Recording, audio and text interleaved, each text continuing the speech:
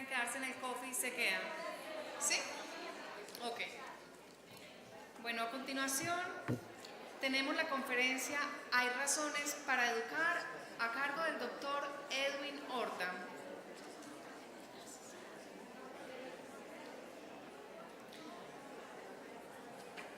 El doctor Edwin Horta es abogado y doctor en filosofía, profesor universitario, vicerrector de la Universidad Católica de Colombia.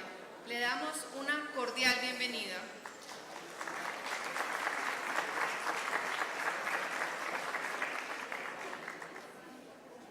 Estamos cansados y muy felices, yo creo.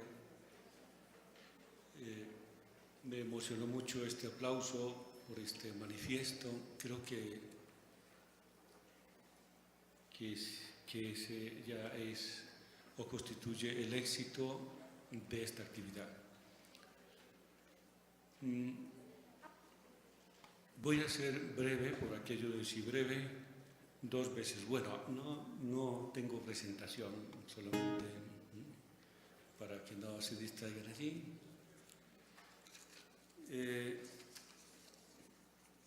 Realmente me parece que es la manera como se debe trabajar juntos, ese tipo de actividades, de manifiestos, que el Gobierno Nacional se entere, es importante. Voy a ser, repito, muy breve, porque pues el tiempo nos fatiga, pero para dar a ustedes cuenta del honroso encargo que se me ha hecho, y es concretamente participarles algunas reflexiones en torno a la educación que han sido objeto de un proyecto de investigación y que actualmente adelanta la Universidad Católica de Colombia sobre estas cuestiones y en concreto de si existen o no razones para educar. Me parece oportuno trazar el marco general procediendo de tal manera en que se formula la pregunta para su correspondiente respuesta. La pregunta es si existen o no razones para educar. O lo que es lo mismo, si existe razón que tiene que ver con el significado y el sentido de la educación. Ahora bien, si la razón o el sentido de algo, en este caso de la educación o de algo en general, es ninguna, no hay ninguna razón, no tiene ningún sentido, esto es, si algo existe para cualquier cosa, como lo que nos está proponiendo el Gobierno Nacional y la ideología de género, significa que esto existe sin ninguna razón y en consecuencia que existe para nada en concreto y que por lo tanto se le puede o bien prescindir de ella o adjudicarle cualquier finalidad. En cuyo caso, a la educación se le puede pedir cualquier cosa o pedir de ella cualquier cosa. Ante la pregunta de si existen o no razones para educar, no tendría sentido tampoco las acciones a las cuales se refiere esa pregunta. En conclusión y resumiendo, diríamos que si la educación no sirve para nada, entonces o bien se puede prescindir de ella o bien adjudicarle cualquier finalidad. Queda entonces, ¿podemos prescindir de la educación o llamar a cualquier cosa educación? Yo pienso que lo primero que hay que rescatar en esta cultura que yo denomino polisémica, es decir, donde las palabras han perdido la realidad que les corresponde y la realidad que expresan, en esta enfermedad, que no es una enfermedad solo del lenguaje, sino que es una enfermedad que se transfiere a través del lenguaje. pero que realmente es una enfermedad que tiene que ver con la manera como miramos la realidad. Estamos mirando una realidad que de una manera tal que nos está llevando antes de liberar o que decidamos de liberar, es decir, liberalizar o liberar a la educación de cualquier sentido o de cualquier razón, debemos considerar si al menos históricamente ha sido esta la situación de la educación. Consideremos que este no parece ser el caso de la educación, es decir, que la educación sí parece tener un sentido y sirve para algo. Por cuanto después de analizar las concepciones más significativas que sobre la educación se han suscitado a lo largo de la historia, las más significativas por supuesto, se deduce que la educación sí parece haber tenido un significado y un sentido que se ha relacionado con distintos objetos a lo largo del pensamiento. Con la virtud, como aparece en el pensamiento de la filosofía clásica. Hoy se habla mucho de la sociedad del conocimiento. En alguna intervención que tuve unos días antes, en una conferencia similar, había propuesto que no hablemos tanto de la sociedad del conocimiento y que más bien empecemos a hablar de la sociedad de la virtud.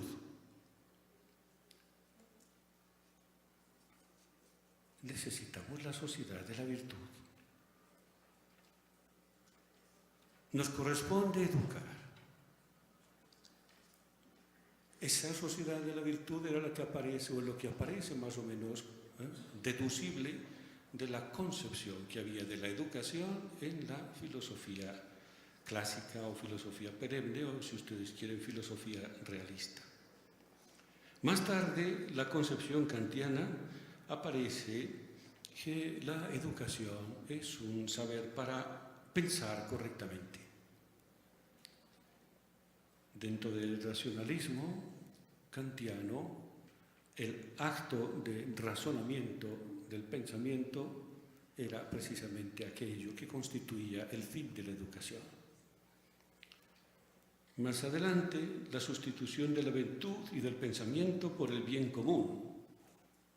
La educación como ya definida un bien común o como un factor para la consecución del bien. Pero ya no del bien común como tal, duró muy poco, realmente aparece apenas en algunas concepciones, sino más bien como el bien útil, muy claramente definida por Foucault y por supuesto por Nietzsche. En general, todas las líneas del existencialismo filosófico conciben la educación así. Más adelante, con las teorías de Gramsci fundamentalmente, como un motor de impulsión de ideologías. La educación como motor de impulsión de las ideologías.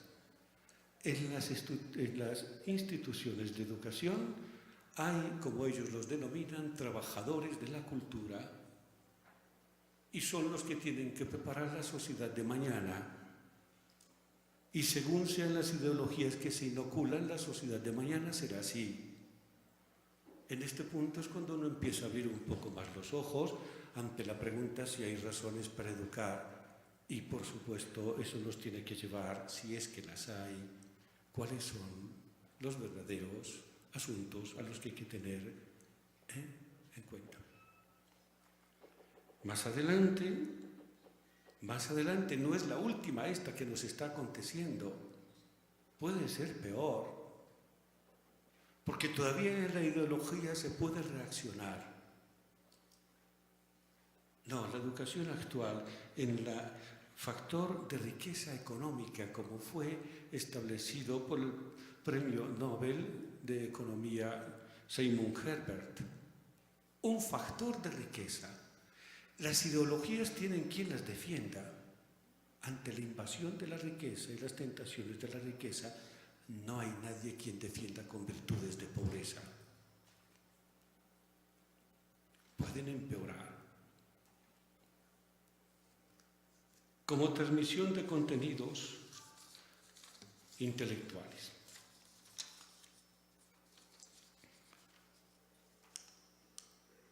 ¿Qué ha generado la sociedad del conocimiento? Y aquí sí es muy importante, porque, claro, el dato científico, que es el que produce la sociedad del conocimiento, es aquel que sirve de fundamento para llenar la franja que existe entre es el dato tecnológico y el dato útil. Me explico, el dato útil es el resultado del dato tecnológico y el dato tecnológico es el resultado del dato científico. Necesariamente. Un hombre que tenga capacidad de reaccionar frente a una ideología no es lo mismo que un hombre que esté permanentemente tentado por el dato útil producido por la tecnología. Es más fácil sacar a un hijo de una ideología que sacarlo de la tentación de un bien útil. Desde el punto de vista histórico, sí ha tenido un significado la educación, por supuesto, hemos recorrido. Hay una obra extraordinaria, me parece, es de una profesora de Estelle Marie Vázquez, donde pone de presente en un trabajo de investigación diríamos el estatuto epistemológico del problema de la educación actualmente, pero siguiéndola desde los planteamientos filosóficos, y posteriormente propone una reconfiguración de la educación desde un pensamiento filosófico del realismo. Es importante, yo se lo recomiendo, es nuevo. La educación, por lo tanto, sí ha tenido, cualquiera que sea la concepción que se tenga de la educación en cualquier sistema de pensamiento, lo cual nos lleva a decir que tras de una concepción de la educación hay siempre un sistema de pensamiento filosófico que la soporta y una concepción antropológica que lleva incrustada. Según la concepción filosófica que se tenga, y eso me provee de la concepción antropológica, es decir, de lo que es el hombre, llevo yo a diseñar una concepción de la educación. Necesariamente. Consecuencia o conclusiones que hemos tenido de este trabajo de investigación. Lo que podríamos, ha tenido por lo tanto un sentido que le viene dado en función de lo que aporta la educación al mundo, al hombre, a la moral, a la política, al mundo tecnológico, y que podríamos enunciar de la siguiente manera. El principio de la educación es en cualquier caso factor de mejoramiento, desarrollo, elevación para el hombre y el mundo, en cualquier caso. Démosle a estas palabras cualquier significación. Llamemos al hombre elevación, el matrimonio entre homosexuales, si se quiere, pero es un factor de desarrollo, es un factor de transformación. La educación es un factor mediante el cual el mundo se hace o más o menos vivible para el hombre y un hombre más o menos apto para vivirlo, necesariamente. Este principio lo podríamos enunciar de la siguiente manera. La educación ha existido siempre como factor de transformación del hombre y del mundo. O sea, un principio. Y un principio es aquello, enuncia una verdad que se aplica a todos sin excepción. Este sistema de ideologías tiene la educación como un sistema de impulsión de esas ideologías. Ahí están una colección de intelectuales que permiten hacer, como trabajadores de la cultura, una ideología que inocule una humanidad nueva. Un pararse en la tierra distinto. La educación ha existido entonces siempre y para el hombre. Este principio, yo no quiero cansarlos mucho, habría mucho que hablar, pero quiero dejarles tres ideas. Voy a plantear este principio a la inversa. Este principio significa inversamente que si prescindimos de la educación, y un principio es aquello que se aplica a todos sin excepción, y en este caso a la educación se aplica que es un principio transformador del hombre y del mundo, porque así lo ha sido históricamente, así está demostrado. No es una receta, la diferencia que hay entre los principios y las recetas es que el principio expresa una verdad que se aplica a todo sin excepción. La receta concierne más bien al arte de aplicar los principios y varía según las circunstancias. Explico. Esta es una idea que se encuentra en una obra del profesor Gustavo Thibon, El equilibrio y la armonía. El capítulo concreto se denomina Los principios y las recetas. Y Thibon dice de esta manera. Pongamos un ejemplo. El principio de la medicina es la salud. Ese es el principio. Se aplica a todo sin excepción. El principio de la medicina es la salud. Pero no se trata lo mismo a un niño de 2 años que a un adulto de 80 años. No se le da la misma medicina a una persona que tenga una gripe que a que tenga un cáncer. Esto trae una consecuencia. La receta que se refiere al arte de aplicar los principios y varía según las circunstancias, eso es lo que cambia la receta. La que trae como consecuencia es que solo quien conoce los principios puede aplicar las recetas. Si el médico no conoce cuál es el principio de la salud, en otros términos, solo el conocimiento de los principios es lo que nos habilita la mejor elección de los medios. Estamos en un mundo donde hemos dicho que se han perdido los valores. Yo considero que los valores no se han perdido. Perdónenme, esta expresión parece ser muy fuerte, porque el valor es la apreciación que se hace de un bien en un momento determinado. Yo pienso que se han perdido los principios como criterios de acción, que son los que fundan los valores. Y como los principios son los que fundan los valores y criterios de acción, estos se montan sobre la realidad. Los principios expresan realidades inmutables, como la sexualidad, como el hombre, como la felicidad humana, como las preguntas que el hombre se hace. Y estamos pretendiendo resolver esas preguntas con unas recetas como las que acabamos de leer acá.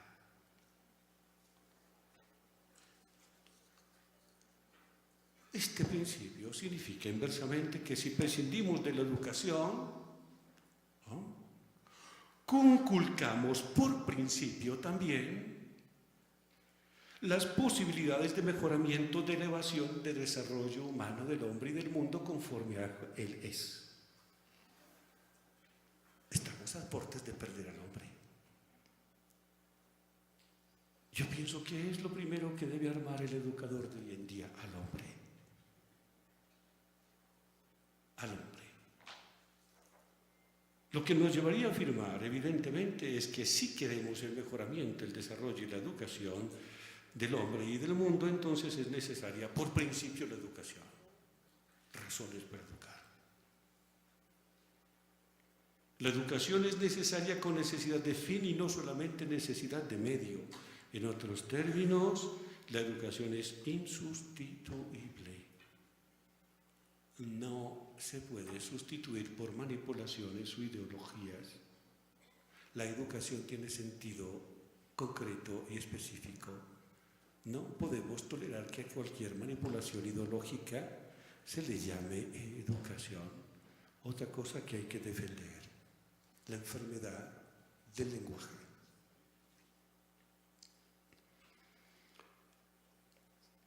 No existe otro modo, al menos hasta ahora, históricamente demostrado de manera eficiente y sostenible, que si se quiere realmente el mejoramiento, el desarrollo y la elevación y la transformación en general del hombre, no hay un sustituto para hacerlo y no existe otro modo de hacerlo que no sea a través de la educación.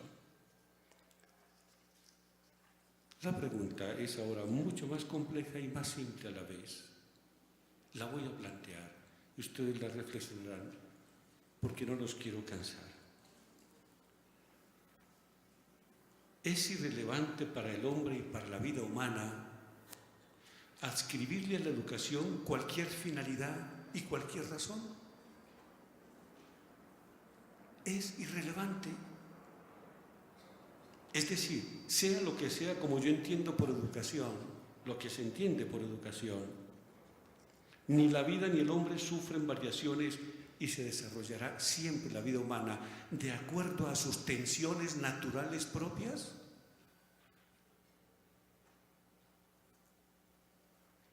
Los estudios han dicho que no.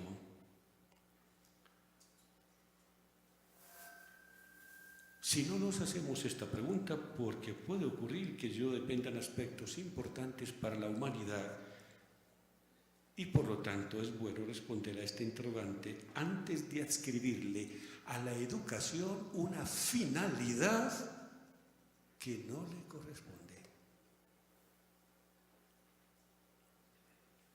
¿Es tan grave hacer una cosa con una finalidad que no le corresponde? ¿O más que no hacerla? Y es tan grave defender una cosa importante de mala manera que es mejor a veces no hacerla. Porque estamos entregando las almas. Necesitamos a fondo revisar el problema antropológico, el problema del sentido y el significado de la educación para la vida humana, como puntos de estudio. Insustituibles. Yo no los quiero cansar más. Voy a contarles una anécdota. Es la hora de la anécdota, pero bueno.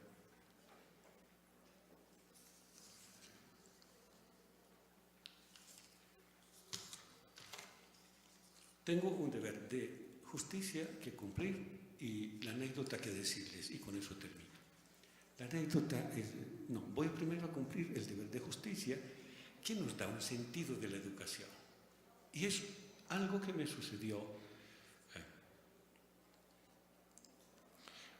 a propósito de una conferencia que en días pasados escuché al padre Marco Varela, el padre Varela, con ocasión de una actividad denominada Escuela de Padres, que periódicamente realiza el gimnasio Alessandro Volta, que es el sitio donde estudia mi hijo.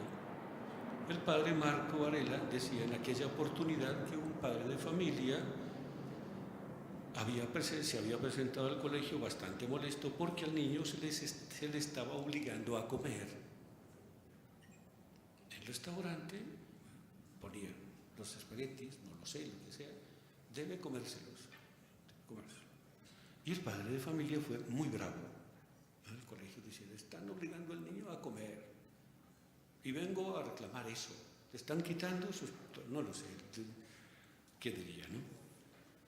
A lo cual el padre respondió que el colegio no obligaba a comer, sino que, y la rectora, la doctora Patricia, sino que el colegio enseñaba a comer.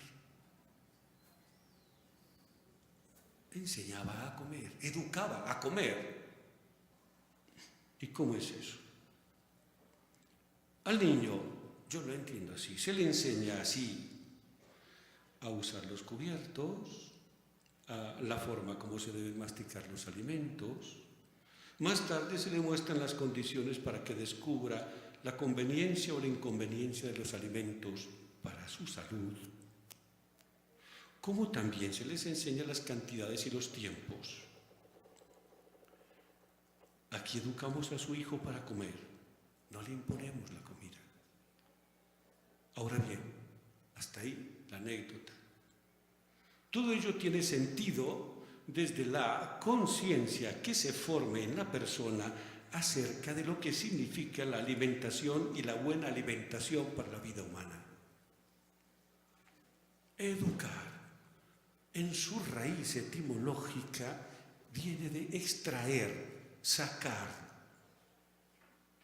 El hombre no es un ser que yo lo tengo que integrar desde afuera. El hombre es un ser, siempre lo digo de esta manera, no estoy de acuerdo con la famosa formación integral, porque el concepto de integrado es venir de afuera hacia adentro y hacer una unidad. El hombre es un ser íntegro, precisamente porque es persona y la educación va de dentro hacia afuera. Es tratar que la persona se encuentre en condiciones de por sí misma saber la razón de las cosas. Y entre las cosas más importantes de las que tiene que saber la razón es de sí mismo y el sentido de sí mismo. A eso debe enderezarse la educación. Hasta ahí la fidelidad, el comentario último es mío. Pero ahora la anécdota, porque una vez, lo he repetido varias veces, y la anécdota es esta. Un papá, un conferencista, un profesor universitario, estaba como cualquiera de nosotros, preparando una charla, que ustedes saben que es muy difícil preparar una charla.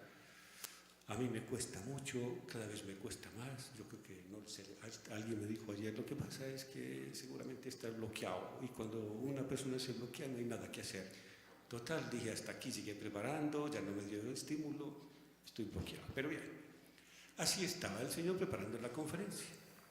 El señor estaba casado y tenía un hijo. Y entonces el señor muy preocupado, la señora estaba atendiendo al niño, para allá, para acá, muy inquieto el niño. Cuando de pronto llaman a la señora a las 6 de la tarde, le dicen, mira, es que tu mamá está enferma, debes venir. Y entonces la señora dijo, ¿cómo me voy? ¿Cómo me llevo al niño? No lo puedo llevar, está en el hospital, es de noche, mi esposo, no hay nadie que me lo cuide. Y fue donde el esposo le dijo, mira, me acaban de llamar, me han dicho esto. Y el esposo le dijo, tú no te preocupes, tranquila, tú vete, yo me encargo del niño y de la conferencia, no te preocupes. Bueno, y efectivamente empezó, y el muchachito, ya, papá juguemos, papá caballito, hijo, por Dios, mira, es que no, tú no, y nada, ¿no? Y le ponía una, y le ponía otra cosa, otra trampita, y no podía. Dios mío, bendito, cómo harán las mujeres para estas cosas, todas trabajan y todo. Ahora sí estoy empezando a entender de estas situaciones que uno va y viene cuando está en circunstancias apretadas. Hijo, no. Se le ocurrió una idea genial y se fue a la papelería, vio un mapamundi como del tamaño de eso que allá, grande, de 5.000 piezas el mapamundi, y lo dijo, listo. Y le dijo, hijo, ¿te gusta esto? Y dijo, sí, papá, me encantan los ríos, los mares, esto es el mundo, sí, este es el mundo, mira, aquí estamos los dos, mira, aquí estamos los dos. Pues entonces ven a casa y tú arreglas. Tú te pones a trabajar y yo me pongo a trabajar. Bueno, papá. Abrió las cajas, puso todas las fichas del rompecabezas en el suelo, las esparció por todas partes y se fue a la conferencia. Estaba estudiando, llevaba 40 minutos, 45 y volvía, ¿no? Con aquellos arranques. Falta de iniciativa de las mujeres que no saben qué poner hacia los hijos. Ya, listo. Y escribía su conferencia, esto sí es distinto. A los 55, 60 minutos, el niño brincando, papá juguemos, papá caballito, hijo, ¿qué pasó? Tu tarea, tu responsabilidad. ¿Ya lo armaste? ¿Qué pasó? Papá, es que ya lo armé. ¿Lo armaste? Sí, ya lo armé, papá. Lo quiero ver. Claro, papá, la evidencia, académico, la evidencia, ¿no? Vamos, la evidencia. Y efectivamente estaba el mapa mundial, ¿no? Dice, hijo, ¿cómo hiciste tú esto? Y le dice, papá, yo cogí una fichita de esta y había un dedo. Y entonces yo ponía el dedo, después cogí una, había una mano, y después cogí otra y un ojo y una cabeza. Y yo fui armando, y por detrás de cada ficha había el otro, y entonces yo armé lo que estaba por detrás de cada ficha. Y mira, me salió un hombre, por el otro lado un hombre, y por el otro lado el mapamundi. ¿Saben cuál es la moraleja? Si armamos al hombre, armamos al mundo.